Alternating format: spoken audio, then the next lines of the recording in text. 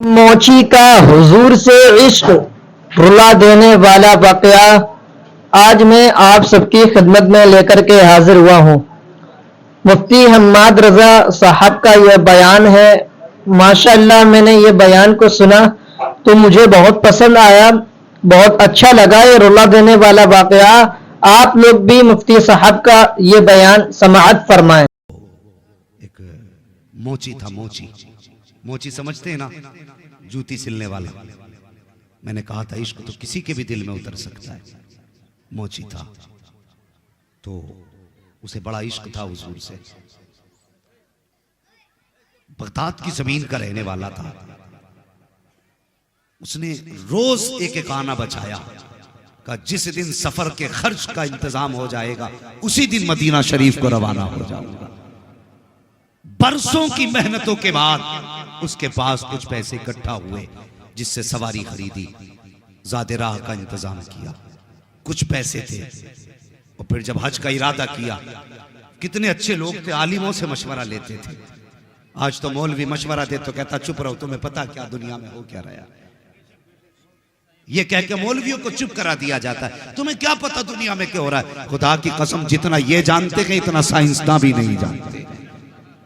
हाँ, ये मुस्तफा के वारिस हैं, ये मुस्तफा के वारिस हैं। तो हज जाने लगा, उसने लोगों को दावत के तौर पे बुलाया। होता ना जब कोई बंदा हज के लिए जाता है तो दोस्तों अहबाब की दावत करता, उसने भी दावत की। एक आलिम साहब आए दावत के लिए, खाना खाने के लिए बैठे। हज करने जा रहे हो? कहा हाँ। कहा थोड़ा सा एक काम करो। कहा क्या?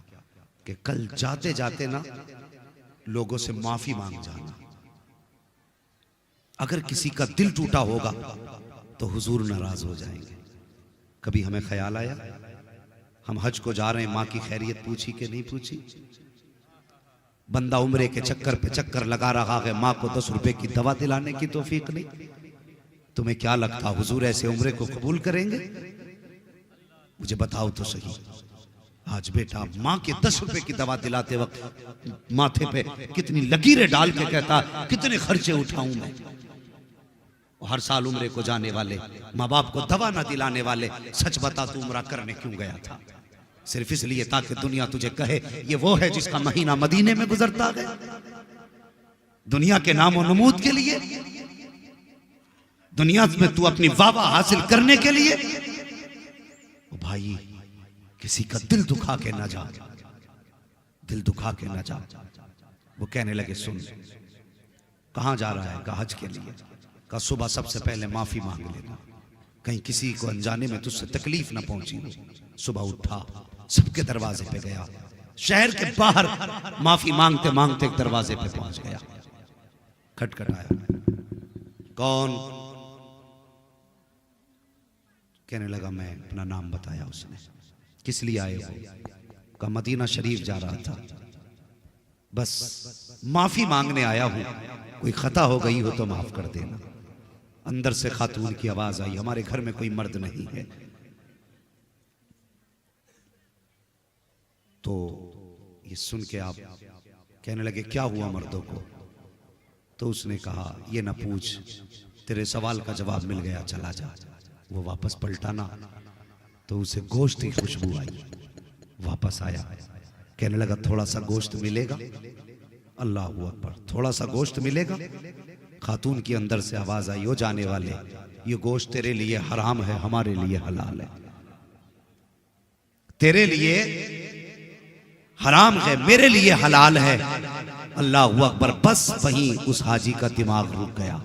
कहने लगा कलमा हुजूर का पढ़ती हो? कहा हाँ। मुसलमान हो? हाँ। कहा फिर जब शरीयत एक है तो फिर हुक्म एक क्यों नहीं? उसने कहा ये ना पूछ, वापस चला जा। उसने कहा बताओ तो सही, आखिर इसमें क्या राज है? खातून कहने लगी सुन, ये जो गोश्त बन रहा है ना, ये मुर्दा जानवर का गोश्त है।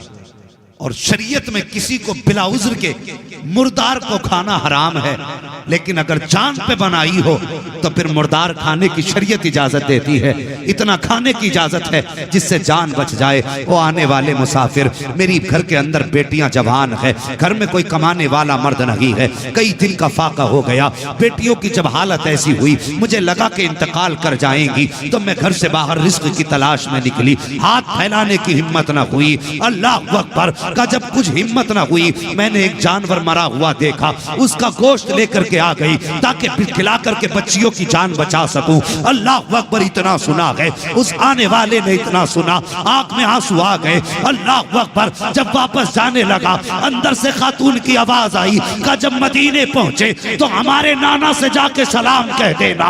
जब लफ्ज़ नाना सुना है, पैर रुक गए जाने वाले के। उसने इरादा तर्क किया जाने का, अपने घर आया, आंख में आंसू भरे, जितना ज्यादा राह था सारा बेच दिया, जो सवारी थी वो भी बेच दी, सारा पैसा लेकर के सुबह की सैयदों की चौखट पे आया और आने के बाद दस्तक दी। दरवाजा खुला, चुपके से हाथ बढ़ाया, कहता सैयदा ये तोहफा कबूल कर लो। का ये क्या है? का जो हज को जा रहा था वो पैसा लेकर के आ गया हूँ। सैयदा ने कहा था क्या हज को नहीं जाएगा? उसने रो के कहा था सैयदा अगर आपको रोता हुआ छोड़ करके मुस्तफा के मदीने गया और जाके सलाम कर दिया और आका ने ये कह दिया कि मेरी बेटी को रोता हुआ छोड़ के आया है, मुझे तेरे सलाम की जरूरत लगी है, तो फिर मुंह कहाँ लेके जाऊंगा? का जिंदगी रहेगी तो हाजिरी फिर हो जाएगी। तोहफा कबूल कर ले। अगर तोहफा कबूल हो गया है तो दुनिया भी कामयाब हो जाएगी, आखिरत भी कामयाब हो जाएगी। अल्लाह अकबर। और किसी का दिल दुखा के न जा, किसी को सता के न जा, किसी को तड़पा के न जा, तौफीक दे तो अपनी माफी मांग के जा। अल्लाह अकबर, ये कह के वापस आ गया। जब घर आया, बीवी कहने लगी सरताज तुमने सितम कर दिया। कहा क्यों? कहा वहां तो नसीब से लोग जाया करते हैं और तुमने जाते जाते जानबूझ के सफर खत्म किया। पूरी कहानी बीवी को बताती, लेकिन गांव वालों को क्या बताता, मोहल्ले वालों को क्या बताता? राज था मुस्तफा की बेटी का, किससे खोलता, किसे बताता कि मैंने हुजूर की बेटी को अपना पैसा दे दिया? हिम्मत ने जवाब दे दिया, चुप हो के बैठ गया। बच्चे घर से निकलते, लोग कहते तेरा बाप बड़ा कमीना है। वहां जाने के लिए लोग तरसते, इसने जाते जाते अपना सफर खत्म कर दिया। मोहल्ले में लोग ताने देने लगे, इसने मारे गैरत के दरवाजा बंद कर लिया। हाँ, जब तक लोग हज करके वापस आते इसने दरवाजा ही नहीं खोला। उसी साल हज करने के लिए ख्वाजा कुतुबुद्दीन बख्तियार काकी रहमतुल्लाह तआला अलैह गए हुए थे। हाँ, जब आने की रात आई ना वापसी की, तो जो आपके साथी थे कहने लगे हजरत चलें शॉपिंग कर लें, कुछ सामान खरीद लें यादगार के तौर पे। आप कहने लगे जाओ, तुम्हें सामान खरीदना है खरीद लो। हाँ, बख्तियार का अपना मानना यह है, ये आज आखिरी रात है, काबे के सहन में बैठ के गुजारूंगा, खुदा जाने दोबारा ये हरम देखना नसीब हो के ना हो। ये कह के हरम शरीफ में इबादत के लिए बैठ गए। रात के दोपहर 2 हिस्से गुजर गए। आप फरमाते हैं कि आसमान से 2 फरिश्ते उतरे और आपस में बातें करने लगे। का इस साल कितने हज करने लोग आए हैं? एक कहने लगा 2 लाख लोग आए हैं। अल्लाह ने कितनों का हज कबूल किया? तो एक फरिश्ता कहने लगा इस बार अल्लाह ने सबका हज कबूल फरमा लिया है। अल्लाह अकबर। दूसरे ने कहा आखिर इस बार अल्लाह ने सबका हज कबूल कैसे कर लिया? तो वो कहने लगा कि एक ऐसा भी हाजी है जो हज करने नहीं आया, लेकिन अल्लाह ने उसकी बरकत से 2 लाख लोगों का हज कबूल फरमा लिया है।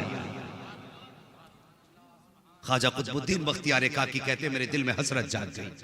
ऐसा कौन है जो चल के मदीने तक ना आया, जिसने हरम का तवाफ भी ना किया, और उसके आए बगैर उसकी बरकत से अल्लाह ने 2 लोगों का हज कबूल कर लिया।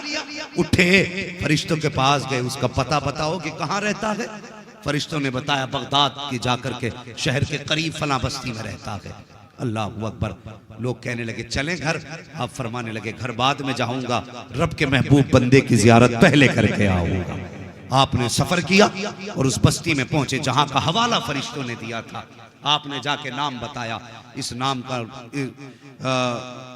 इस नाम का कोई शख्स आपकी बस्ती में है? लोगों ने कहा क्या करोगे? कहा मुझे उससे मिलना है। कहा आप उससे मिलोगे? उससे बड़ा बदबख्त तो कोई हो ही नहीं सकता। इतना सुना आपकी आंख में आंसू आ गए। फरमाने लगे लोगों तुम नहीं जानते उसके बारे में जितना मैं जानता हूं। उसे गाली ना दो। कहा हजरत जी बात गाली की नहीं, ये वो बदबख्त है जो मंजूरी के बावजूद ना गया।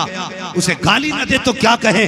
फरमाते तुम क्या समझते हो, मुझे उसके घर का पता बताओ। ख्वाजा कुतुबुद्दीन बख्तियार काकी उसके घर का पता पूछ के दरवाजे पे गए। दरवाजा बजाया, अंदर से आवाज आई। कौन? कहा दरवाजा खोलो तुमसे मिलने आया हूँ। रोने की अंदर से आवाज आई। उस जाने वाले हाजी ने कहा था कि मोहतरम दरवाजा नहीं खोल सकता, अगर दरवाजा खोलूंगा बस्ती वाले ताने देते हैं, मेरे बच्चों को गांव वाले गाली देते हैं, मुझे मेरे हाल पे छोड़ दीजिए, बताइए बात क्या है? आने वाले ने कहा मुझे नहीं जानते हो, मुझे ख्वाजा कुतुबुद्दीन बख्तियार काकी कहा जाता है, तुमसे मिलने की गरज से हरम शरीफ से तुम्हारे घर आया हूँ। इतना सुनना था। उसने कहा हजरत बस आपको आने की इजाजत है, कोई और अंदर ना आए। आपने कहा वादा करता हूँ अकेला आऊंगा, कोई और नहीं आएगा। अल्लाह अकबर। जैसी आपके कहने पर दरवाजा खोला गया, आप अंदर गए, उसके कदम चूमना चाहते थे और यार चीख निकल गई। कहने लगा हजरत मैं पापी हूँ, लोग कहते हैं आह मेरा कदम क्यों चूम रहे हैं? इतना सुनना था। बख्तियार काकी कहते हैं बता तो सही कौन सी नेकी करके घर में बैठा है, कौन सी इबादत तूने की है जिसके बदले में अल्लाह ने 2 लाख हाजियों का हज कबूल फरमा लिया है?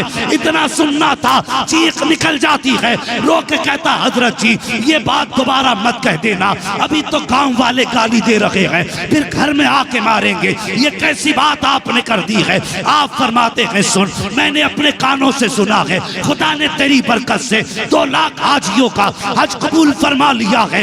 ना सुनना था। रो के कहता हजरत वापस चले जाएं, मेरी बस्ती में किसी को ये बात ना बताना कि अल्लाह ने मेरे इस अमल के बदले में, मेरे इस नेकी के बदले में, मेरे हज के बदले में 2 लाख हाजियों का हज कबूल किया है। उसने कसम देकर के वापस किया, मगर ख्याल था या अल्लाह ये क्या हो गया, मैं तो हज को भी नहीं गया, मेरे बदले में, मेरे सदके में 2 लाख हाजियों का हज कैसे कबूल हो सकता है?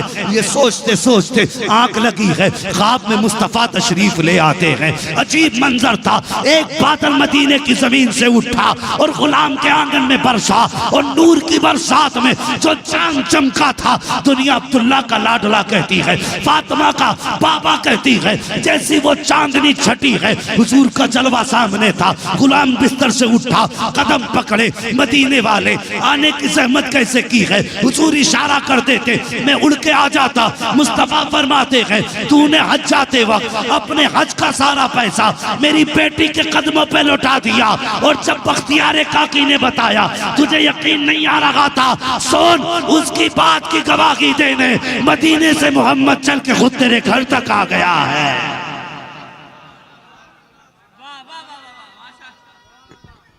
अल्लाहु अकबर, या रसूल अल्लाह, जिंदाबाद जिंदाबाद, या रसूल या रसूल, ताजु शरिया ताजु शरिया, ताजु शरिया ताजु शरिया, शरिया ताजु शरिया, ताजु शरिया ताजु शरिया, या अली इश्क तेरे सदके जलने से छुटे सस्ते, जो आग बुझा देगी वो आग लगा। क्या कहने, माशाअल्लाह। क्या ये इश्क की आग लगी है हमें? और कभी हम उठ के रोए तो कभी बिजनेस के लॉस पे रोए, कभी हम रोए तो किसी नुकसान पे रोए, कभी हम रोए तो फसल की बर्बादी पे, कभी हम रोए तो अपनी खेती के नुकसान पे रोए। और यार कभी उठ के मदीना शरीफ की याद में रो लिया कर, कभी हुजूर के मदीने की याद में रोया कर। खुदा की कसम जिस दिन ये इश्क पैदा हो गया ना, खुली आंखों से तुझे मदीने वाले मुस्तफा का दीदार हो जाएगा, हुजूर का दीदार घर बैठे बैठे हो जाएगा। हाँ, ये वो लोग थे जिन्होंने बिन देखे हुजूर से इश्क किया, जिन्होंने बिन देखे हुजूर से प्यार किया। अगर ऐसे आशिकों की कहानी बताऊं तो रात छोटी पड़ सकती है, लेकिन बातें मुकम्मल नहीं हो सकती। हाँ, जिंदगी खत्म हुई और कलम सूख गए, तेरे औसाफ का एक बाप भी पूरा ना हुआ। इश्क करो हुजूर से जवानों, हुजूर मुजाहिद मिल्लत का यही पैगाम अपने दिल में रखो। हाँ, इश्क करो।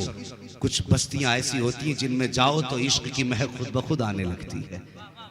हाँ, कभी धामनगर शरीफ जाओ तो ऐसा लगता है जैसे इश्क का लोबान सुलग रहा है।